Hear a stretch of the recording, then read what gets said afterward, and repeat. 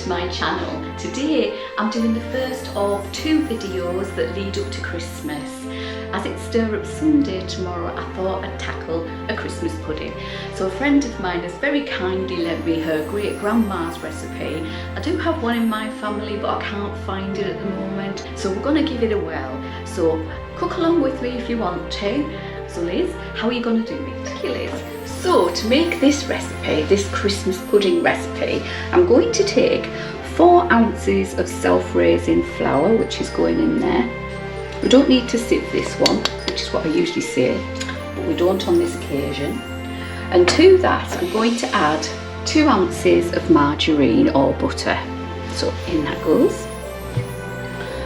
What I'm going to do is rub the butter into the flour. Okay, so I'll just use my pastry cutter to do this, so it evenly distributes the fat throughout the actual pudding. And this isn't the only fat that's going in here, but just to tell you a little bit about Christmas puddings. Now, initially it was a porridge back in the 16th century that people would have on a morning, and throughout the 16th into the 18th century it gradually changed so that it had dried fruit in it.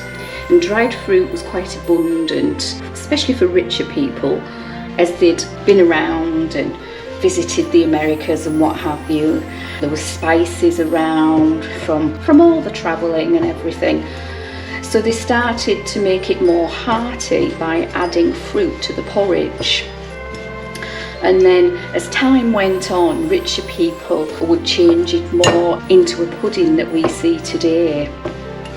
I finished rubbing my butter into my flour, and what I need to do now is add all the other ingredients. So first of all, I'm going to add 8 ounces of breadcrumbs. Just pop that in.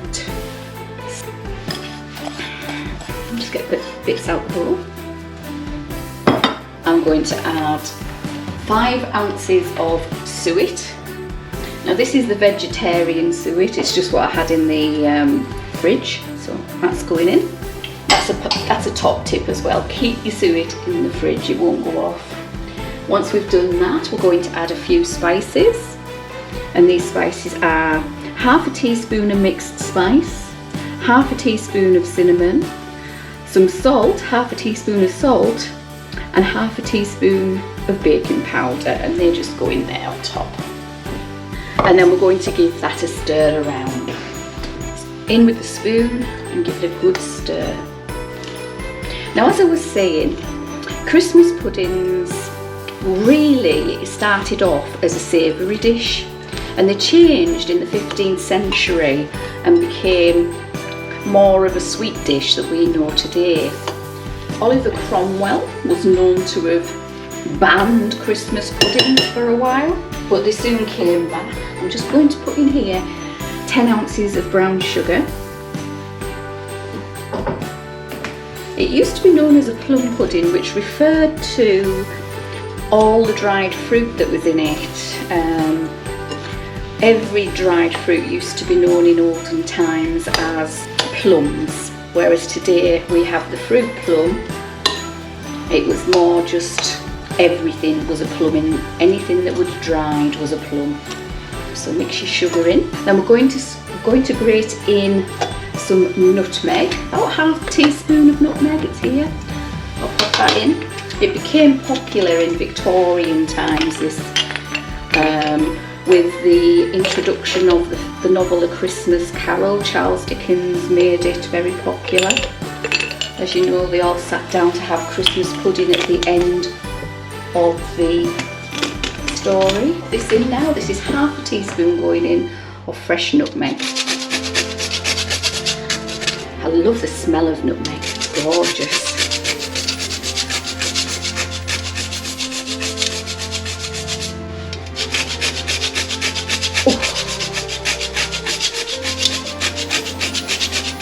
Going in. I think that's about enough. You can smell it, it's divine. It's easier to keep nutmeg in its whole form than it is to actually keep it any other way. Brown nutmeg has a problem with, goes off quite quickly compared to the whole. I've had those whole nutmegs some time now and they're still as good as they ever were. Once we've done that, we're going to add a grated apple. Now this isn't in the recipe that my friend gave me, however I recommend putting a grated apple in here just to keep its moistness, skin and all, guys. You can put carrots in as well if you so wish, but I've got a few apples knocking around at the moment, so I'm going to pop my apple in. There we go, all in. Okay, next we're going to grate the zest of a lemon. This is an unwaxed lemon. I'm going to grate the zest of this lemon and then put the juice of the lemon in as well. Now I don't know if you know, but Christmas puddings are boiled for ages, absolutely ages, steamed. We steam them now actually. They used to be boiled in muslin. However, these days we steam them. And once they're done, what we do is, to serve, we put a bit of holly on top.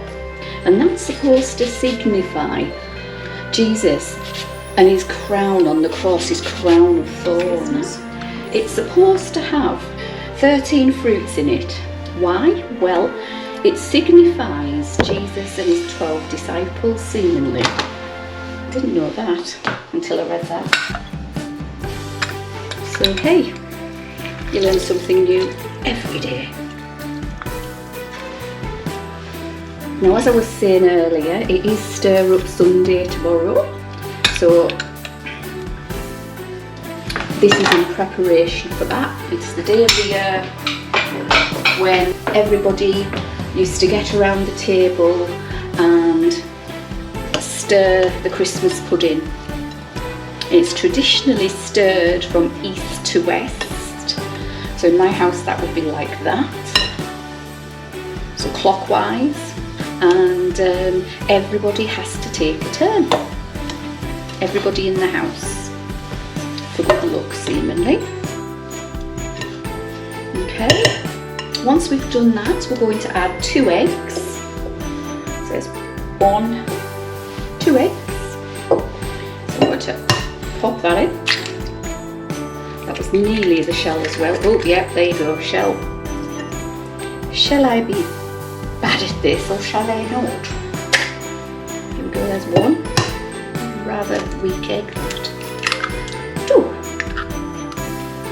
So we'll give this a stir around, and then in goes our last ingredient, which is the fruit.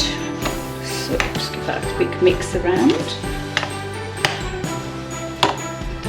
Now the fruit, I've got a pound of fruit. I'll just show you.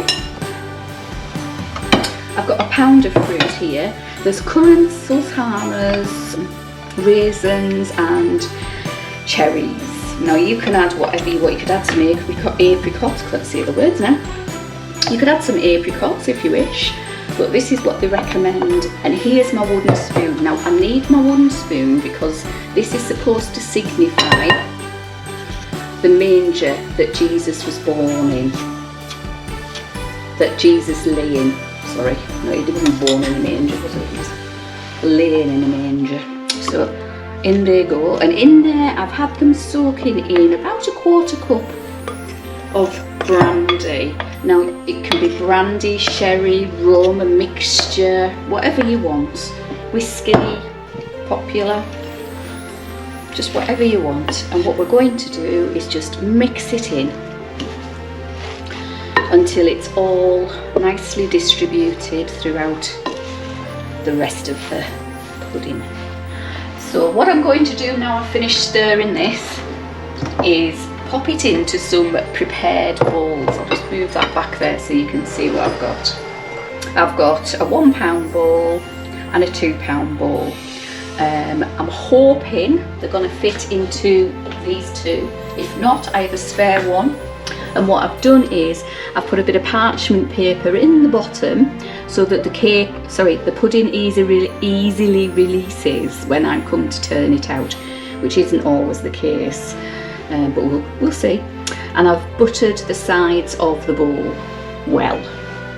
so that hopefully, fingers crossed, it releases. So I'm going to pop these in here. Now what they used to do that I haven't done is they used to put sixpences in. They used to wrap them up in a little bit of muslin, and they would pop it into the pudding along with a ring and a thimble. And the ring used to symbolise marriage for a girl if she got it. The thimble used to symbolise spinsterhood. And the money, as you can probably guess, would have gone to the boy who would have been wealthy. It signified wealth. And we were still doing that in our family up until, oh, I don't know. Gosh, my nana was doing it still in the 1980s. So, you know, I don't know if people still do that today. I've got quite a few sixpences that I've found, that I've had over the years. But yeah, still done in the 1980s. If you still do it today in your family, leave a comment below and let me know. It'd be nice to see who does it and who doesn't. So I'm just packing this in as much as I can, and we've got to leave a little bit of room for it to expand when it cooks, because it will expand. There we go. So as you can see, it's about, what, half an inch off the top. I popped a little bit more into this one. There is a little bit of room. And just press it down, guys, press it in. And this one is done as well. So now we've got our pudding in our bowls. What we're going to do is set them up ready to be steamed. So first of all, you need a sheet of baking paper or baking parchment. Non-stick variety is always good to start off with. And on top of that, you need a similar sized piece of tin foil. Then placing your baking parchment on top of your tin foil so that you have the shiny bit to the outside. What you do is you fold it just about in half and then take it back by just over a half. So you end up with a flap that's about 1 inch wide. Okay, there's that flap there. And what we're going to do is pop it on top of our pudding. Now all that pleat does, allows the tin foil to expand to accommodate the pudding should it get that bad. Okay, so mould it to your basin and then taking some string. It doesn't have to be kitchen twine, it can be any. You need to go around it with a double amount, okay? And then go over, so it's about, I don't know, 2 meters long maybe? 1.5 meters to 2 meters. Okay, but don't worry if it isn't. And what we're going to do, tie this may be right, this may be wrong, I don't know. It's how I do it. What we're trying to do is make a handle with it. So tie this around your pudding bowl, and I usually pop mine through the loop that's there, through my loop, there we go, and pull so that it, oops, there we go, get it on, pull it that way, and it tightens it for you. And then go over to the other side. This is why we need the ring. Take it over the top and pull it through the other side of your string. And then with the handle part, go around the handle and just make sure it's secure. So tie a knot in it basically. For the duration that it's been steamed, we need it to stay secure. After that, we don't mind, we can redo it. There we go. And now we have our handle. Okay, so I've placed my larger Christmas pudding in my slow cooker, and what I'm going to do is I'm going to fill my slow cooker with boiling water until it's about halfway, maybe, it's up my bowl.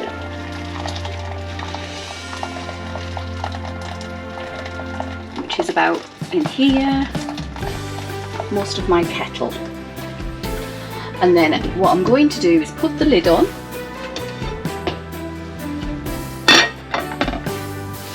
and we're going to cook it in here for 5 hours on low. 5 hours on low. And we're going to keep an eye on it every now and again, pop in and see that the water's not got too low. The other pudding I've put in the fridge for tomorrow, and we'll be steaming that one tomorrow. But for now, see you later. So this is my Christmas pudding as it's come out of the oven. As you can see, it's slightly domed, which is why we put the pleat in the tin foil at the very beginning there.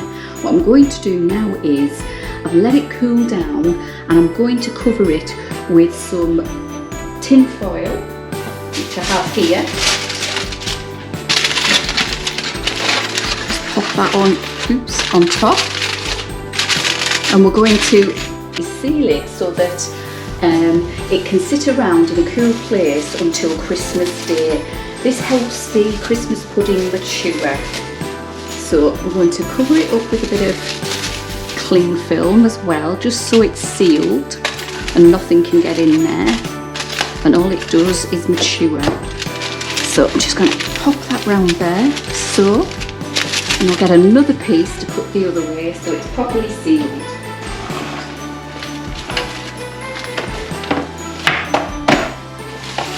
There we go.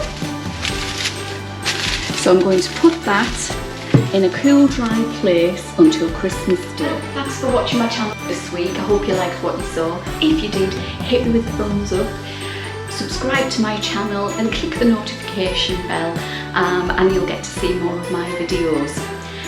If you would like to see any more of my videos, look here. And if you want to see something that the computer's picked for you, hit here. But for now, Liz out.